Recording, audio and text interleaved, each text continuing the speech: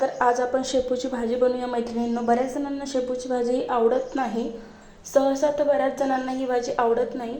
तर नक्कीच तुम्ही अशा पद्धतीने एक वेळेस बनवून बघा, तुम्हालाही आवडेल। मी इथे नीट करून घेतलेली आहे, जाडसर असे देठ पूर्ण काढून घेतलेले आहेत, कवळे कवळे देठ ठेवलेले आहेत एकदम। आता देठ जे आहेत ते आपल्याला बारीक कट करून घ्यायचे आहेत व जी भाजी आहे ती साधारण 1 ते 1.5 इंच एवढी अशा पद्धतीने कट करून घ्यायची आहे। जास्तच जर बारीक कट केली तर पूर्ण असा गाळा होतो भाजीचा, व अशीच जर केली तर ती खूपच लांब अशी होते। तर चला, अशाच पद्धतीने मी आता सर्व शेपूची भाजी कट करून घेतलेली आहे। घेऊ आपण। खूप मस्त अशी ही भाजी होते। मी तिकडे साईडला मुगाची डाळ भिजू घातलेली आहे, अर्धा तास झालेला आहे साधारण। अशा पद्धतीने आपण 1 ते 1.5 इंच एवढी ही भाजी कट करून घेऊ। खूप मस्त अशी होते।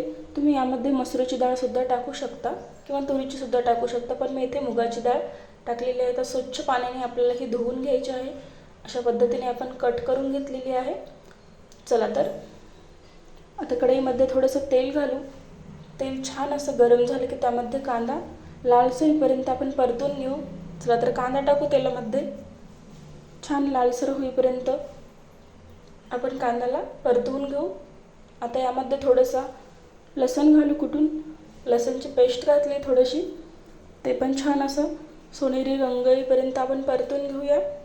आता यामध्ये फ्रेश ताज्या मिरच्यांचा ठेचा घालू, साधारण 2 चम्मच। ते पण छान आपल्याला परतवून घ्यायचं आहे। खूप मस्त अशी ही भाजी होते, एकदम साध्या सोप्या पद्धतीने आज आपण बनवूया। थोडीशी कोथिंबीर घातलेली आहे यामध्ये मी, ते पण छान परतवून घेऊ। आता पूर्ण पाणी या शेपूच्या भाजीतलं आपण काढून घेऊ व फोडणीमध्ये ही भाजी टाकू। अशा पद्धतीने पूर्ण आपल्याला पाणी काढायचं आहे। 1 चम्मच हळद घातलेली टाकलेली आहे, छान आता परतवून घेऊ आपण। व आता शेपूची भाजी यामध्ये टाकू, ती पण छान अशी परतवून घेऊ आपण। सर्व मसाले भाजीला लागले पाहिजे अशा पद्धतीने आपण आता अगोदर ही भाजी छान परतवून घेऊ, नंतरच आपल्याला यामध्ये डाळ घालायची आहे। अशा पद्धतीने खूप मस्त अशी ही भाजी होते। 4 ते 5 मिनिटांमध्ये ही भाजी रेडी होते। खूप मस्त अशा पद्धतीने नक्कीच तुम्ही एक वेळेस बनवून बघा। चला तर आता यामध्ये आपण जी डाळ भिजायला घातली होती ती घालू। साधारण मी यामध्ये थोडीशी मूठभर अशी मी डाळ घातली होती भिजत। छान आता आपण याला परतून घेऊ। अशा पद्धतीने खूप मस्त ही भाजी होते, नक्कीच अशा पद्धतीने। आता आपल्याला डाळ थोडीशी कमी वाटते, पण पुन्हा डाळ शिजल्यानंतर डाळ ही फुगल्या जाते, म्हणजे ती एकदम अशी मोठी होते। डाळ आपल्याला थोडीच घालायची आहे, चवीनुसार मीठ घातलेलं आहे। तर पाणी वगैरे मी यामध्ये काहीही घातलेलं नाही, भाजीचंच पाणी सुटतं।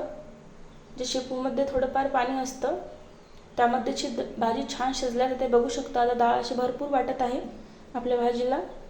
सुरुवातीला अशी कमी वाटत होती। थोडीशी आपण कोथिंबीर घालू यामध्ये।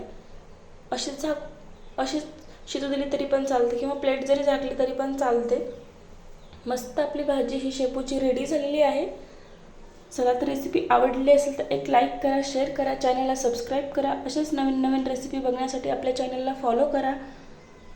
चला तर पुन्हा भेटू पुढच्या व्हिडिओमध्ये अशाच साध्या सोप्या रेसिपीसोबत।